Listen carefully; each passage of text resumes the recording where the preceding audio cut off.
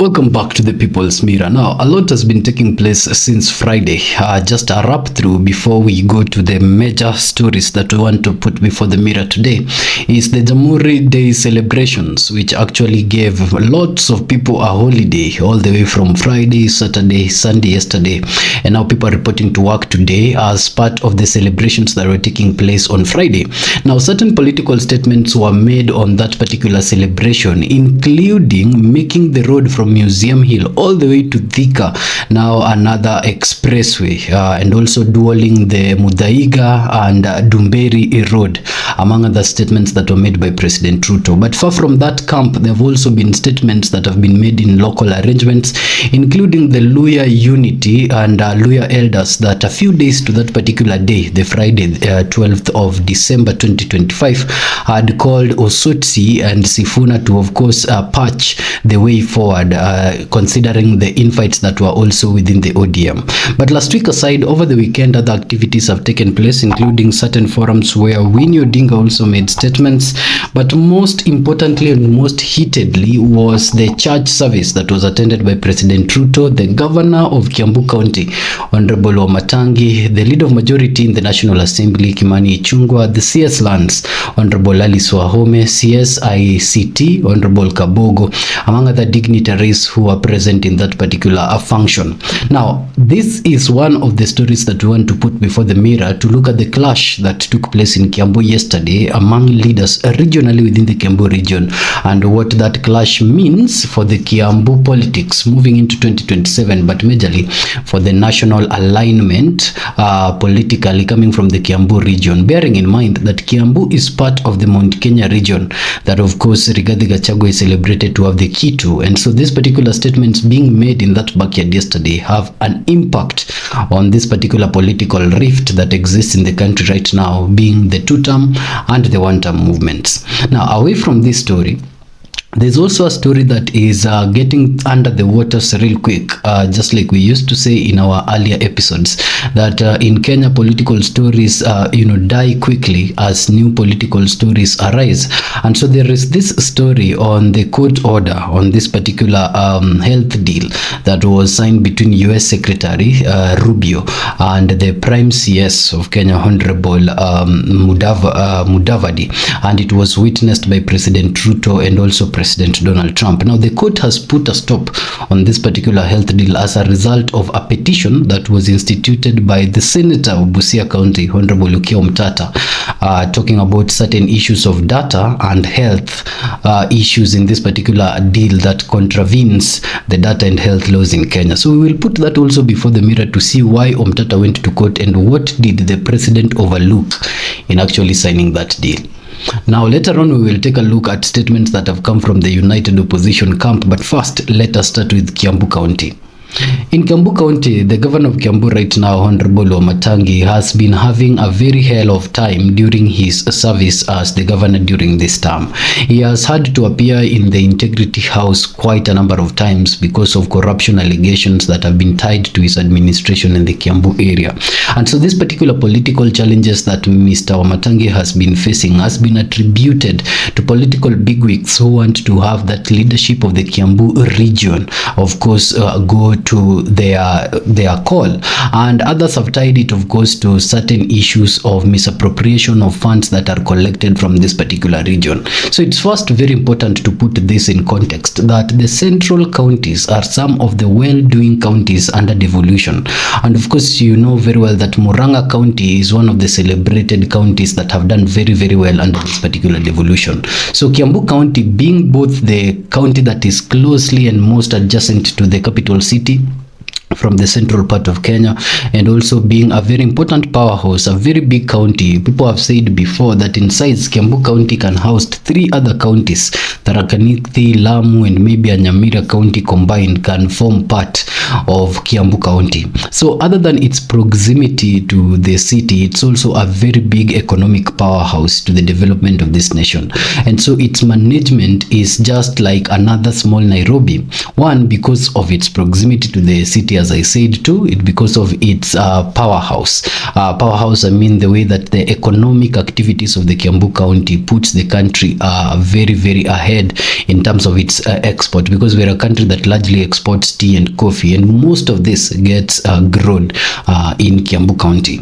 But other than that, also the leadership of this country first rotated in the hands of the Kikuyu man, and within the central arrangement itself, that Kikuyu man came from Kiambu County, and so Kiambu County is also a center county when it comes to the central county's arrangement, independent of the entire nation and of course independent of Nairobi.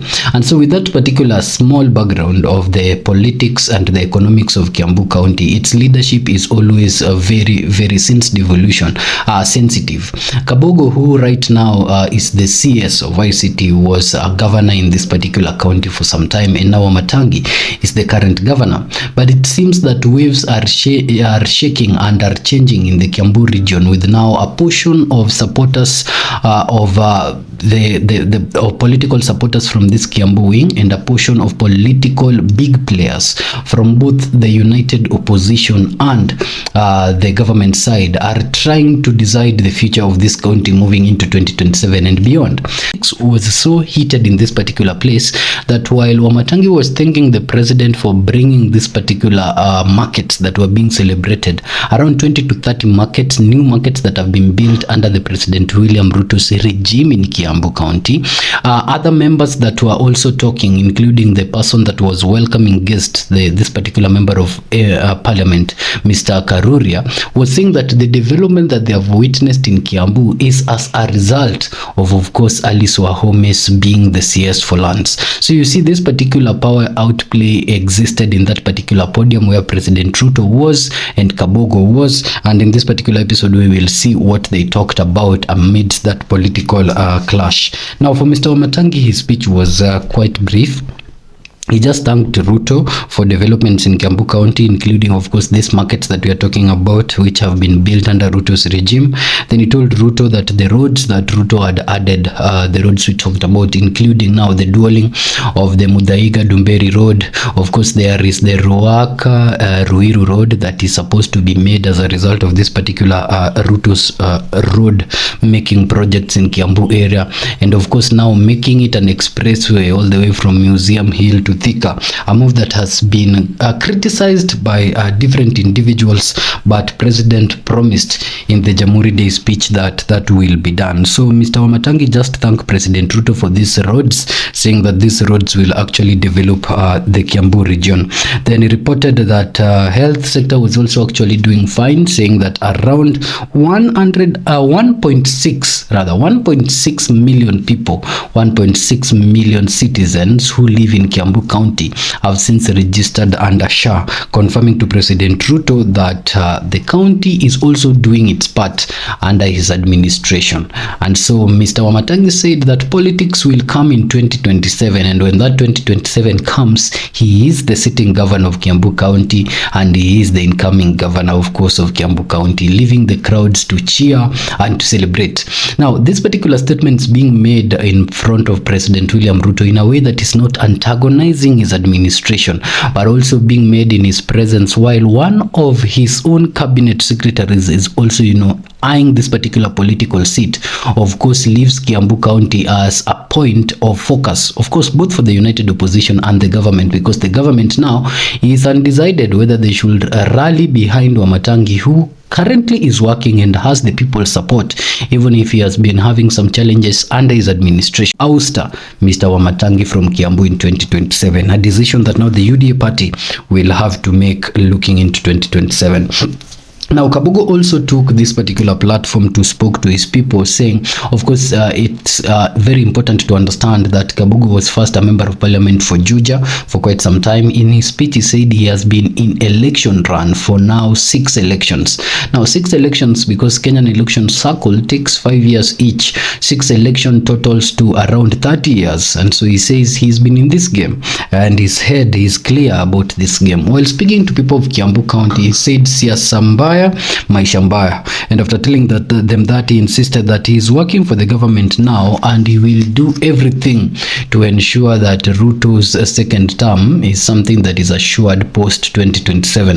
Mr. Kabogo now said there is no negotiation when it comes to that. Of course, this borders the statements that we made about a week ago that one of the structures or political movements now of the UDA party moving into the 2027 major polls will be using the cabinet secretaries to actually rally support from their own backyards, considering the fact that the current cabinet secretaries, almost half of the current serving cabinet secretaries of Kenya, are individuals who have held political seats before, either as members of parliament in their regions or as governors or as things like that in the respective regions where they have been. And it's just a small number of cabinet secretaries in Kenya who are really fresh from, of course, a private service into public service. So these cabinet secretaries who have this particular support from their backyard so strong are the individuals that President Ruto's camp, the UDA party, will use very hugely in the 2027 major campaigns. And Kabogo is not an exclusion. Now he says that having been a governor of Kiambu County, he understands his people and how his people talk. And so now he promises President William Ruto that come 2027 they will rally behind him. He confirms that, of course, other than those 6 elections, he has worked with President Kibaki, has worked with the President Uhuru Kenyatta, both who hail from the Mount Kenya area, and right now he's working under the administration of President William Ruto. And Kabogo now confirmed publicly in the county where he once served as a governor that out of all his service in public service and in politics, he has not seen a president that has worked compared to the past 3 years that President William Ruto has worked. So all the years of Kenyatta, 10 of them, plus all the years that Kabogo served in Kibaki have been erased down to just the 3 years that Ruto has worked, according to his statement in Kiambu County. Now he says that he knows his Kiambu people very well, and so come 2027, he will ensure that he delivers that particular wing to President William Ruto. President Ruto made certain statements, of course, in Kiambu. Most of them were just donating money to different regions. I think he donated some 50 million for a college to be built. He donated some 5 million for women to do something. I think they should buy a bus or something for advancing their cause. Then he donated some 2 million for Karuria to see the youth with. It was a total of 57 million that was donated in one speech. And so we did not keep much track of the substance that was said, because he just promised to dual the roads and increase the number of kilometers of roads of Kiambu region that had not been done by President William Ruto. Away from that story, let's take a look at the Okia Omtata one briefly and quickly, because it's a very interesting one. Now, Okia Omtata has been known in Kenya to be the gentleman that always goes to court when something is happening. So Okia Omtata, whenever the government is doing anything, Okia Omtata will be the first to, of course, run to court. And so recently, Okia Omtata went to court to challenge the implementation of the 200 billion health deal that was signed by the Republic of Kenya and the United States of America as part of President Ruto's visit of the United States of America. He says this loan deal, which was signed, of course, between Mudavadi, as we said in the beginning of this episode, and US Secretary Rubio, in the presence of Honorable President William Ruto and Honorable President Donald Trump, is now was looked like a glaring prospect when President Ruto was leaving the United States of America, but is now facing challenges locally. So Okia Omtata went to court to challenge this particular deal, saying that it violated several data and health laws in Kenya. And as a result of this particular petition by Mr. Omtata, Justice Nyamunye now temporarily restricted any action in this particular 200 billion deal until this matter will be heard and determined by the courts. So Ruto, the president, however, holds that they did due diligence prior to getting into this particular deal, and there is nothing in this particular deal that hinders the data and the health rights of Kenyans provisions that should actually warrant the courts to actually limit its implementation in Kenya. Ruto also advocated for the goodwill of the Americans, saying that the American people cannot put Kenya in jeopardy with this deal, or any country for that particular matter. So Ruto accuses the people who are actually annoyed by this particular deal to be individuals who are being sponsored by NGOs and other entities who previously used to benefit from resources who are coming to to Kenya from United States of America, and as a result of this deal, that will not happen anymore. Of course, you remember US Secretary Rubio, while making his speech prior to this particular deal, said that the reason why they do not work with NGOs moving forward is that previously they have worked with NGOs to implement certain things across Africa, and Kenya is not actually left behind. And so these particular NGOs have sometimes made sure that the money that reaches these particular countries is not the exact amount that they were given by the United States of America, but other than that, they have implemented health policies that run parallel with local health policies of these particular countries. And as a result of that, US Secretary Rubio said that was what prompted their move in this partnership that they seek to have with over 50 countries to now just directly sign these deals with the countries. Now is President Ruto defends the US, saying that they cannot put Kenya or any other country that will sign the rest of these deals in jeopardy. But Omtata, who took his petition to court alongside the Consumer Federation of Kenya, had very, very interesting things to say to countenance the president's position and to actually reject the implementation of this health deal. And here the People's Mirror want to do an exclusive in-depth in this particular deal that people are forgetting about, yet will be implemented very soon if the courts lift this particular restriction, and it will have immense effect on the citizens' life. Now, Omtata says that the previous constitution, power belonged to the president, but in this current constitution, power belongs to the people.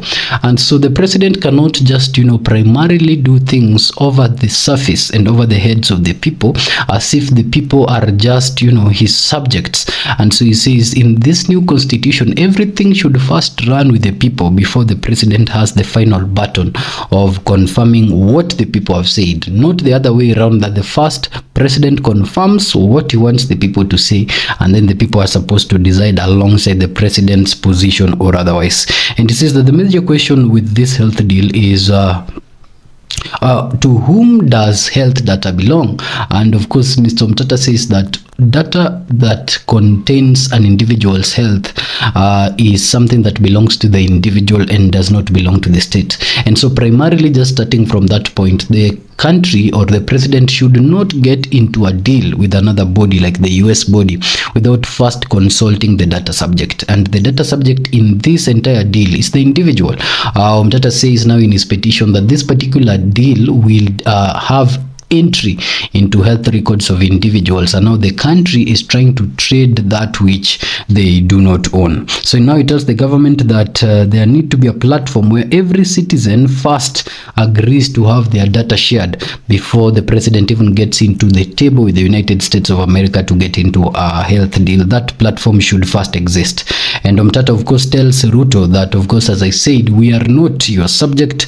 We are the citizens of the Republic of Kenya. That is the Senator Omtata quoted those statements while he was speaking to Ruto. And agreement is not, but then another very interesting thing about this deal, as we unpack it, is the fact that this agreement, this deal is not a treaty. Now, the Constitution of Kenya only recognizes anything that will have the effect of law coming from a foreign country into the Kenyan country through the second article of the Constitution. Now, in that second article, the only things that forms parts of law under the fifth part of that second article, that is Article 2.5, is the general principles of law. Okay, so general principles of international law will form part. Then 2.6, Article 2.6 says that those laws that we ratify or those treaties that we ratify from international bodies can also form part of law. So Omtata has a question with what is this deal, because first, it's not a general principle of law under Article 2.5, and number two, it is not a treaty, so we have not ratified it. So how comes then do we have to get into a deal that has an effect of forming part of our laws from the United States of America, yet the legal mechanisms of how laws should enter the country are actually not followed? And that was a very interesting point coming from Omtata, saying this agreement is not a treaty, but its contents seem to be binding. And so he says that the only thing allowing international entities to have their laws in our country is treaties. And so if you want this thing to be binding upon us, and one, it is not a treaty, and two, it's not a general principle of law, then according to Senator Omtata, this particular deal does not have room in Kenya. Omtata, however, holds that this is not a treaty, and he says that Kenya law is expected to apply and not directly said to apply. He says some part of this agreement says that the Kenyan law will be expected to apply, but does not clearly say that the Kenyan law will apply. And so he says, what is the wording of this particular agreement? When it says Kenyan law will be expected to apply, but Kenyan law will not expressly apply, it means it is creating room for this particular health deal that was signed between Ruto and Donald Trump to actually, subvert Kenyan laws when it is convenient for this deal to be enforced. Now, let's break this thing down.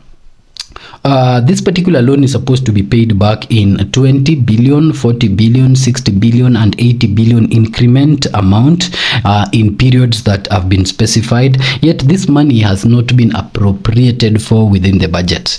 And so that's a very sensitive thing with this particular health deal. Again, of course, the money is good. It will be 200 billion. It's coming home. We're supposed to pay it back, of course, because it's not a grant. It's a loan. We'll have to pay it back. Now, the paying it back portion will be 20 million, 40 billion, 60 billion, then 80 billion with interests, of course. I don't think there is a removal of interest. I have not clarified on that bit yet. But whether interest is there or not, we'll have to pay it in 20, 40, 60, 80 increment nature on a period that is specified within the deal. But this money that we will use to pay back this loan is not anywhere within our budget. So we have gotten into a loan before appropriating funds on how to service that loan when its time comes. The workers under this arrangement in 2028, when this arrangement expires, are to be moved to the government. So this is an arrangement within the deal that the people that will work under this particular health deal between US and Kenya, by 2028, when this health deal expires, these individuals needs to now be absorbed in government. Now, Omtata has a problem with this, saying the Council of Governors, which is the county operators who are going to be the key implementers of this particular health deal, now that health was a devolved system, have not been consulted whether or not they have the capacity to absorb all this workforce in 2028, and have not been given proper structures, yet the deal has been struck. And he also says that the PSC, the Public Service Commission, which is also the key employer, has also not been consulted, yet this deal has been struck. And number three is the issue of sovereignty, where Omtata says the language of the agreement makes Kenya a client state to the United States of America and not a partner in this deal. And so he says this is a deal that makes us a subservient client to the United States of America, becoming their subjects in this particular arrangement, forgetting that Kenya itself is a sovereign state. So the High Court will have to deal with these issues of sovereignty, issues with county government and the Public Service Commission, issues with appropriation budget, and all the other human rights and health rights issues that Omtata has talked about. Don't play Ruto's championing for the America's goodwill, where President Ruto said that the United States of America cannot put us at risk. Omtata now says that let us not forget of the Tuskegee syphilis test that took place in Albania, and where every person was a black person in that particular test, and it was taking place within the confines of the United States of America. And so Senator Omtata has asked President Ruto not to go ahead and drum or hit the America's drum instead of the Americans, saying that they cannot harm us, yet there is as a recent history as the Tuskegee syphilis test, where Americans actually did a test on black people in Albania in recent times. times that the people that actually took part in this particular Tuskegee syphilis test and who were rescued as a result of the whistleblower just died recently. Others presumably still alive. So it's still within our time in history to actually see sometimes that these particular foreign countries might not have the interest of Africans at heart. And the fact that Kenya is the first state to actually sign this deal, Okiya Mtata feels like puts Kenya as a guinea pig in this particular test to realize what will become out of this particular health deal. Now, it's been interesting to recap what happened in Kiambu and on this particular health deal, ladies and gentlemen, in this episode. Until our next episode, when we'll keep you updated on what keeps evolving out of the Kenyan political scene as they happen.